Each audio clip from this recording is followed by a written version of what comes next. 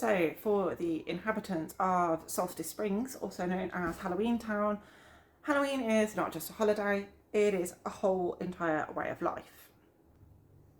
Complete with year-round decorations and a variety of festivals and celebrations to celebrate all things spooky.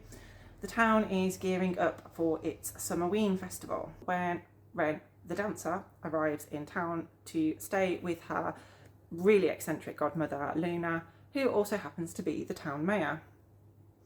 She is attempting to hide from a very public breakup, and so she has come to Solstice Springs in the hope that she can just hide away from all the media attention. Of course, with Luna being the mayor, she won't let Wren escape from the festivities, and so she volunteers Wren to teach the town's teenagers to dance and to put on a performance at the festival. Dane is a trauma surgeon, used to living life on the edge and dealing with people who have been victims of disasters. He's suffering from burnout with his job and has come to Solstice Springs in the hope of some peace and quiet in order to recover. What he doesn't envisage is being hounded by the mayor to take over the local GP practice, or finding himself as part of Wren's dance class. Not a natural dancer at all. He joins the class and the two spark up a friendship. Only friendship because both of them are moving on at the end of the summer, right? Yeah, we all know that. Never works out. And of course they end up with feelings for each other. Nothing's ever that simple though, and they both come with a heap of emotional baggage. So both of them know that nothing's ever going to come of it, right? Right. You tell me it's Halloween themed and I am all over it. So a town where it is Halloween year round seems like my ideal place to visit, even if it is just in my imagination. This book is exactly what I expected it to be. It's fun, it's silly, it's swoony, and it comes with skeletons in beachwear. Was it predictable? Absolutely. Did I care? Not in the slightest.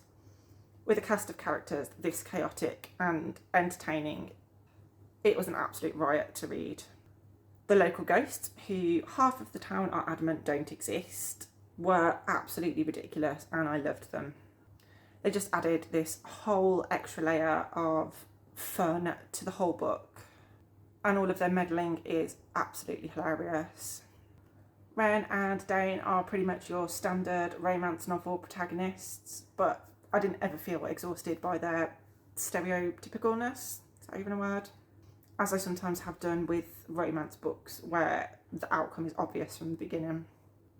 The other residents in the town are incredibly charming and kooky, and it all adds up to just this wild romp of a book that I found really hard to put down. With everything that's going on in this town, you almost forget that it is a romance novel, but it is there simmering in the background.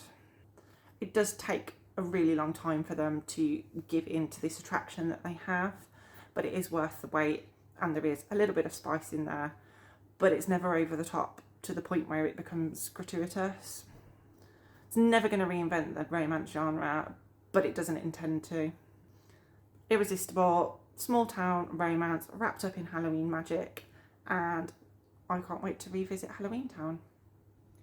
So we arrive in Solstice Springs, a small town where it's Halloween all year round. And quite frankly, the biggest debate in town is, are the ghosts real? So our FMC Wren is a professional dancer and has one plan for the summer: hide away and avoid men forever. But her godmother has other ideas. And did I mention that her godmother is the town's mayor and also part-time witch? Next thing you know, she's teaching dance at the summer festival, the Summerween Spectacular, in a potentially haunted studio, and is obviously doing her utmost best to not notice the new mysterious doctor in town, Dane. Now, Dane is a trauma surgeon, is feeling burnt out, and has escaped to Solstice Springs for a little respite. Or so he thinks. Now, this story unfolds through both of our MC's points of view, as well as the point of view from your local neighbourhood watch. In this instance, a meddling group of hilarious ghosts, and I think that definitely adds a lovely paranormal element to this book. Just like how most small town romances go, this was cozy, it was fun and very whimsy. Now, I've seen people compare this to the Dream Harbour series, but with a Halloween makeover. And you know what? I think they are onto something with that. Now, whilst this starts off light-hearted, you know, you're settling into the town, getting to know the characters, you then gradually learn more about Wren and Dane's pasts and how they both carry emotional baggage. And watching them slowly open up to one another made this relationship feel so much more natural. Now, I wouldn't say the chemistry immediately jumped off the page. It did take me a while to decide whether I was rooting for them.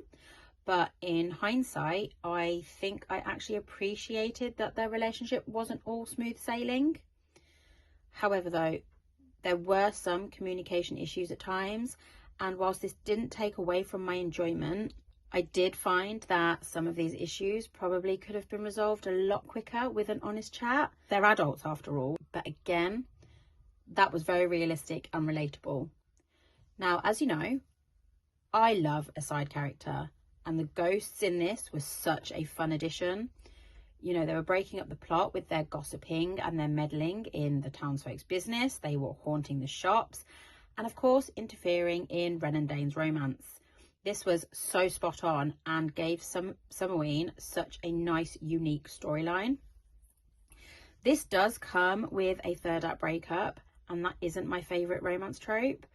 But again, as I wasn't entirely sure how I felt about this budding romance, I think throwing this into the mix added to that uncertainty. Now, I buddy read this with Amy and we both really enjoyed it. It was quirky, it was cosy and wonderfully whimsical. But what truly set this apart was the all year round Halloween setting and, of course, those wonderfully meddling ghosts. This is most definitely one for the ghoulies whose entire personality is Halloween. It's absolutely one to add to your autumn TBR. Or, do you know what? Pick it up whenever you need a little spooky comfort.